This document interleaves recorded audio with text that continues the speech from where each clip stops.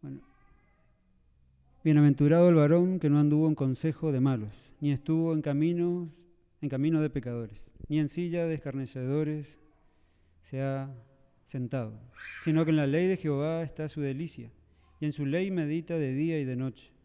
Será como árbol plantado junto a corrientes de aguas, que da su fruto en su tiempo, y su hoja no cae, y todo lo que hace prosperará. No así los malos, que son como el tamo que arrebata el viento. Por tanto, no se levantarán los malos en el juicio, ni los pecadores en la congregación de los justos. Porque Jehová conoce el camino de los justos, mas la senda de los malos perecerá. Bueno, el tema de este salmo podríamos señalarlo de esta manera. Podríamos decir que trata de la felicidad o bienaventuranza de los justos y de la tragedia de los malos. El objetivo del autor podríamos decir que es proveer y señalar a la ley de Dios o la Biblia, depende del contexto histórico, digamos, como el manual para meditar en la instrucción de Dios, de tal manera que podamos experimentar la vida bienaventurada, una vida de santidad y felicidad abundantes. Esto está adaptado de un comentario bíblico también. Y también es corregir al malo al advertirle de su estado actual y trágico final. Podríamos notar eso también en el texto. Bueno, hoy solo voy a hablar de la felicidad o bienaventuranza plena de los justos, o piadosos podríamos llamarles también. Y Dios mediante la próxima, y para terminar ya sobre la meditación de este salmo, voy a hablar de el final trágico de los malos, podríamos decir. Muy bien, en el verso 1 leíamos: bienaventurado el varón que no anduvo en consejos de malos, ni estuvo en caminos de pecadores, ni en silla de escarnecedores se ha sentado. Podemos ver aquí en este primer verso, en el número 1, las cosas que no ha hecho este varón o esta persona que Dios por medio del escritor llama bienaventurado. Podríamos decir que esta persona, al decir bienaventurado, es una persona supremamente bendecido o dichoso o dichosa. Y va a hablar de cosas que esta persona no ha hecho, como decía. Y la primera parte dice que él no anduvo en consejo de malos. Esta persona no buscó ni se guió por las enseñanzas de las personas malvadas o impías. Esas personas que no les interesa agradar a Dios, que no se guían por la ley de Dios, que desprecian la ley de Dios. Y cuando esta persona bienaventurada o dichosa tomó esa decisión, podríamos ver que también tiene una consecuencia en que no va a llegar después a lo que sigue. No estuvo en camino de pecadores. Esa primera decisión logra, digamos, que esta persona no llegue a estar de acuerdo. Cuando dice camino se refiere a una manera de vivir, digamos. Entonces, la idea es que él, al no seguir sus consejos, sus enseñanzas, tampoco va a estar de acuerdo con la manera de vivir de ellos, de los malos. En este caso dice camino de pecadores, que son las personas que quebrantan la ley de Dios a propósito, y por eso podríamos decir que podrían, pensando en algunos mandamientos de Dios, por ejemplo, personas que roban, mienten, asesinan.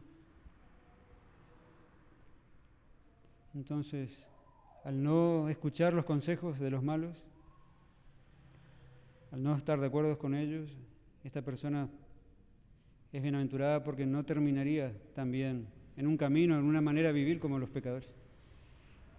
Y esa decisión, la consecuencia también de no estar o no andar de acuerdo o de vivir como los pecadores, también va a resultar en que, como dice en la última parte, ni en silla de escarnecedores se ha sentado.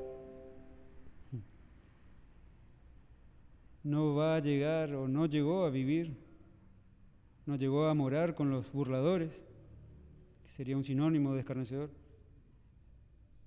No llegó a ser uno más de los que planean y hablan maldades contra otros, que son una de las cosas que hacen cuando se reúnen estas personas malas,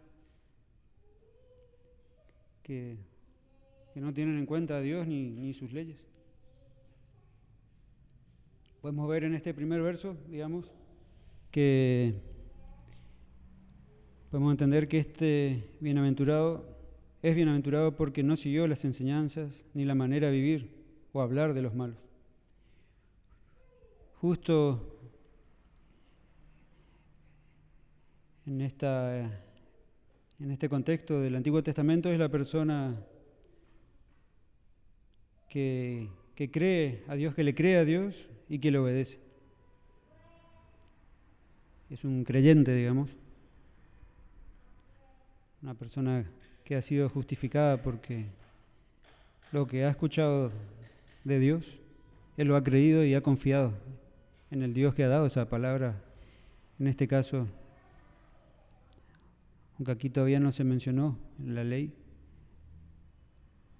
sino que ahora en el verso 2 se va a dar a entender por qué él obró así ante los malos y los pecadores y los escarnecedores. El verso 2 nos enseña la razón o la causa de por qué este bienaventurado, este justo o esta persona piadosa obró así. Dice, sino que en la ley de Jehová está su delicia. Esta persona encuentra en la ley de Dios su placer, su deleite. Encuentra a la ley de Dios como cosas más valiosas que el oro. Podríamos leer a otro salmista en el Salmo 19, en el verso 7 hasta el 11. En este caso es el rey David, el autor del Salmo. Y en el verso 7 al 11, él escribe, guiado por el Espíritu de Dios también: la ley de Jehová es perfecta, que convierte el alma. El testimonio de Jehová es fiel, que hace sabio al sencillo. Los mandamientos de Jehová son rectos, que alegran el corazón. El precepto de Jehová es puro, que alumbra los ojos. El temor de Jehová es limpio, que permanece para siempre. Los juicios de Jehová son verdad, todos justos. Deseables son más que el oro, y más que mucho oro afinado, y dulces más que miel, y que destila del panal. También el rey David, que como se ordena en Deuteronomio, debía tener una copia de la ley y leerla. Él también llegó a esa conclusión y a esa actitud de deleitarse en la ley de Dios, como decía el autor del Salmo primero en el verso 2, sino que en la ley de Jehová está su delicia. Y la segunda parte del verso 2 dice, y en su ley medita de día y de noche. Y por eso piensa, medita y habla las palabras de la ley de Dios, las que leyó o escuchó y memorizó.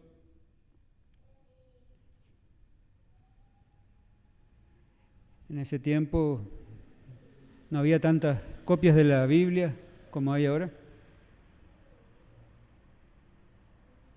Y muchos depende de qué persona, el rey tenía una copia. El rey David tenía una copia a su disposición. Los sacerdotes tenían copias de la ley. Y las personas que no eran ni reyes ni sacerdotes debían acudir a los sacerdotes para escuchar o poder leer la ley de Dios. Y después meditaban, trataban de recordar lo que habían escuchado o leído y memorizaban seguramente también. Y dice que en su ley medita de día y de noche. Esta persona bienaventurada medita cada vez que puede, todas las veces que puede, en la palabra de Dios. Vemos algo similar también en el autor del Salmo 119, verso 97. Ahí el salmista dice, exclamando: «Oh, cuánto amo yo tu ley, todo el día es ella mi meditación». Y también habla ahí de algunas consecuencias de conocer y meditar en la ley de Dios. En el verso que sigue, en el 98, dice: «Me has hecho más sabio que a mis enemigos, con tus mandamientos, porque siempre están conmigo».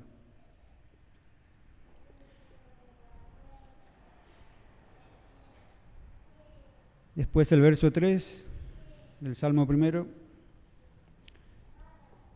sigue hablando de este varón o esta persona bienaventurada. Se puede aplicar también a las mujeres como se hace en muchos otros casos.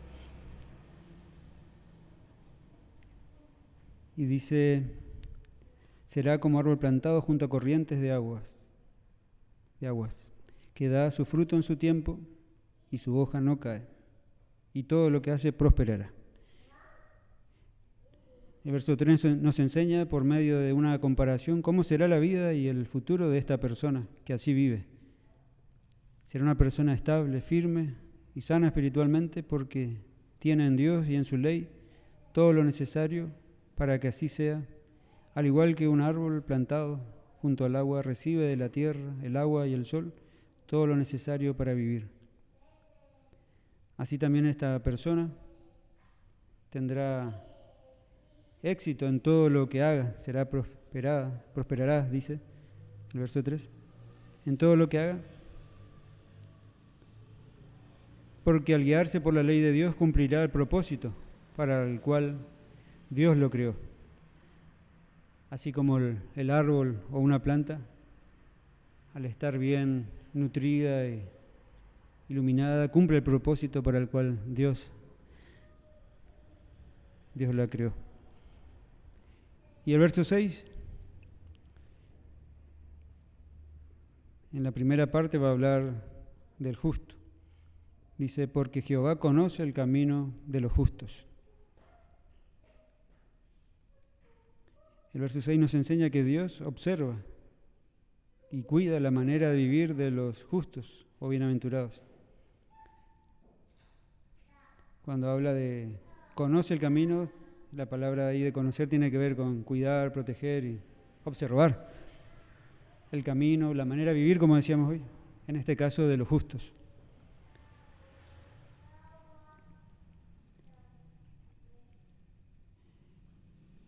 Hay otro escritor de los libros inspirados de la Biblia, que es el profeta Jeremías, que va a decir algo parecido a lo que dice el Salmo primero, o el Salmo número 1, y está en el libro de Jeremías, capítulo 17, del verso 5 al 8.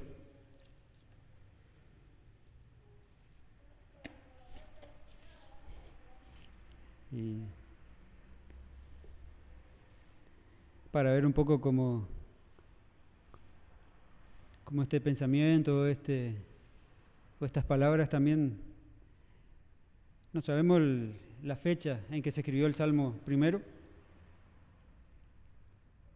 pero sí en otro momento, no sé, sabemos si es contemporáneo o posterior, un profeta también va a hablar y decir algo semejante. En el Salmo primero se hace un contraste entre las personas justas o bienaventuradas con los malos y los pecadores. Y acá Jeremías, en el verso 5 al 8, va a hablar de algo semejante y dice: «Así ha dicho Jehová, maldito el varón que confía en el hombre y pone carne por su brazo, y su corazón se aparta de Jehová. Será como la retama en el desierto, y no verá cuando viene el bien, sino que morará en los sequedales, en el desierto, en tierra despoblada y deshabitada.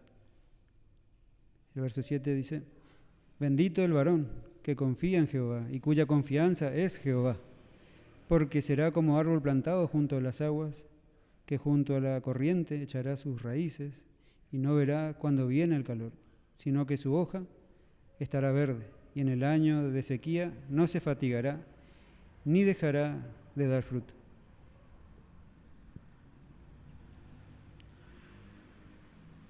Podemos ver las consecuencias de conocer la palabra de Dios y por medio de ella conocer y creer en Dios, y los frutos y el resultado y las bendiciones que Dios nos da al conocerle y al obedecerle. Y también las consecuencias de despreciar a Dios y a su palabra.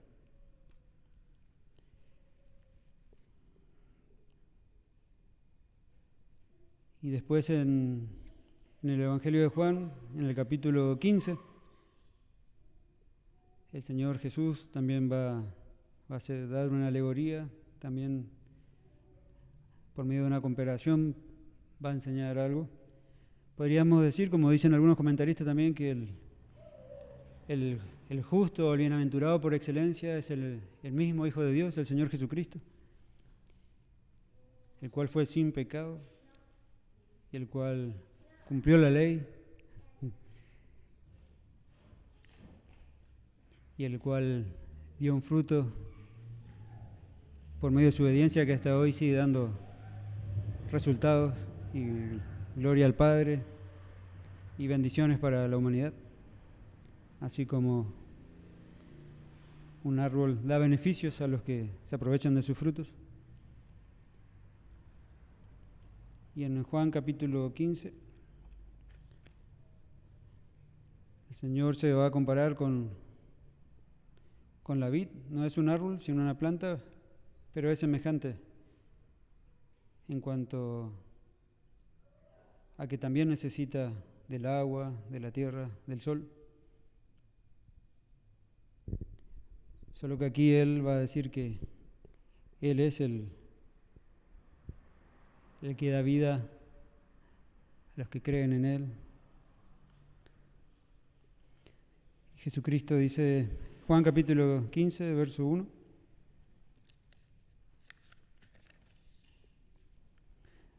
Yo soy la vid verdadera y mi Padre es el labrador. Todo pámpano que en mí no lleva fruto lo quitará, y todo aquel que lleva fruto lo limpiará, para que lleve más fruto. Ya vosotros estáis limpios por la palabra que os he hablado. Permaneced en mí y yo en vosotros, como el pámpano no puede llevar fruto por sí mismo si no permanece en la vid, así tampoco vosotros si no permanecéis en mí. Yo soy la vid, vosotros los pámpanos. El que permanece en mí y yo en él, éste lleva mucho fruto, porque separados de mí nada podéis hacer. El que en mí no permanece será echado fuera como pámpano y se secará, y los recogen y los echan en el fuego y arden.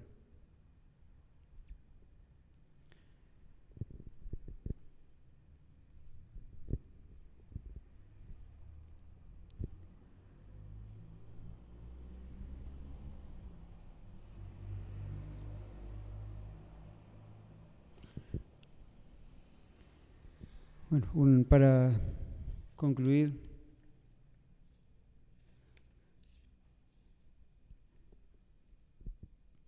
quería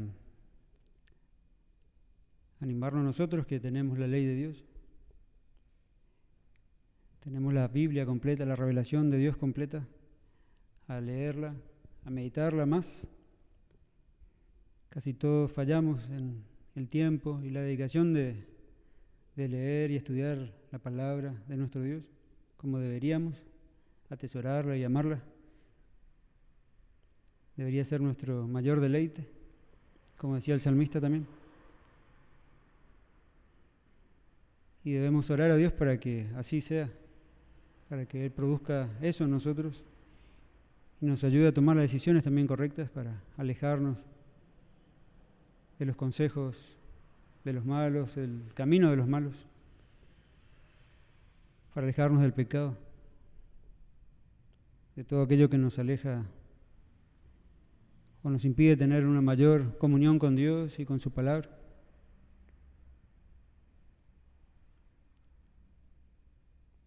Y también para aquellos que todavía no han creído en Dios, no han leído su palabra, rogarles que busquen a Dios, que lean la palabra de Dios, la Biblia, que crean en Dios y que crean en su palabra también, para que no terminen como estos pecadores y malos que menciona el Salmo primero, sino que sean como un árbol que, como decía, plantado junto a la corriente de las aguas,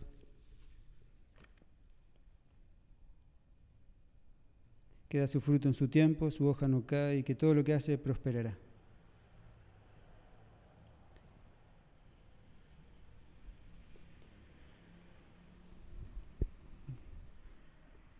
Bueno, hasta aquí, hermanos. Si Dios permite, el martes que viene vamos a terminar con la otra parte del Salmo que habla del final trágico de los malos.